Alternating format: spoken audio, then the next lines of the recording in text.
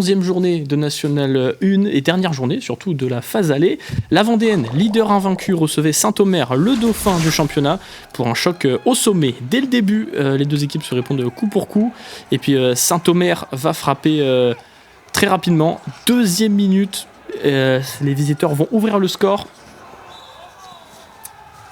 Et puis juste après, ce sont les Vendéens qui vont, après plusieurs occasions, ramener à égalité.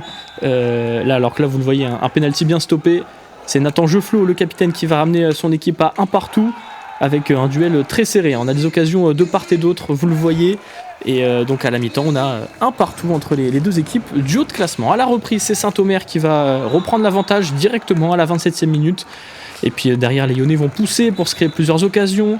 On aura notamment ce penalty bien arrêté par le gardien visiteur. On aura ensuite plusieurs grosses occasions et puis un poteau. Mais ça ne rentre pas pour les Vendéens, pour les Lyonnais. Vous voyez là le poteau.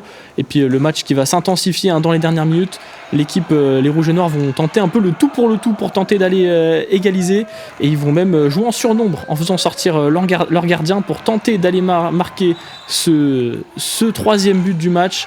Mais finalement, ce sont le quatrième but du match plutôt. Et finalement, ce sont donc les visiteurs Saint-Omer qui vont inscrire ce quatrième but et leur troisième but pour aller sceller cette victoire 3-1. Première défaite cette saison pour la Vendéenne qui perd sa place de leader au profit de son adversaire du soir, Saint-Omer. Je vous propose d'écouter les interviews au micro de Thibaut Grasset.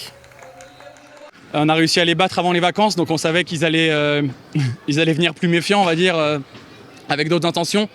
Je pense qu'ils ont fait un bien meilleur match qu'en décembre. Voilà, on est tombé sur un très bon gardien en face. Je pense qu'on fait un bon match dans l'ensemble, mais ouais, on a raté beaucoup l'occasion. Leur goal fait un très bon match, on n'a pas eu cette petite chance, mais je pense que c'était un très beau duel. Le bilan est très positif sur la première partie de championnat, on est en tête. Évidemment, il reste énormément de matchs, des déplacements compliqués. Voilà, l'objectif c'est de rester en haut du classement. Là, maintenant on est à égalité avec Saint-Omer. Il faudra qu'on aille là-bas, voilà, à la dernière journée. On ne sait pas ce qui se passera d'ici là, mais voilà, prendre match après match, il reste beaucoup de matchs compliqués, mais on a les moyens de faire de belles choses. Cette semaine, on a eu 2 joueurs absents. Thibaut qui est malade, Thibaut Gaucher, depuis toute la semaine, il a la grippe. Un autre joueur, Neri, qui n'a pas pu être là parce qu'il était sur blessure, il a dû rentrer au Portugal pour des problèmes de famille. Il est revenu, ça fait que le groupe il était un peu instable. De mon côté, je pense que tout le monde on va perdre des points sur la deuxième phase, mais il faut qu'on soit solide à regagner notre place du haut du tableau. On savait que ce serait compliqué, on avait perdu ici en coupe en faisant une assez mauvaise première mi-temps sur le plan défensif. On a corrigé ça. Et par contre, je trouve qu'aujourd'hui, oui, on a été bien meilleur. On a eu, je pense, la possession de balle aussi. C'était quelque chose qu'on souhaitait mettre en place. On ne s'est pas trop découvert et voilà, on a réussi à ouvrir le score. Et quand on est devant au score, c'est évidemment plus facile. Je vous le disais, du coup, on va regarder le classement de ce championnat de National 1 Élite.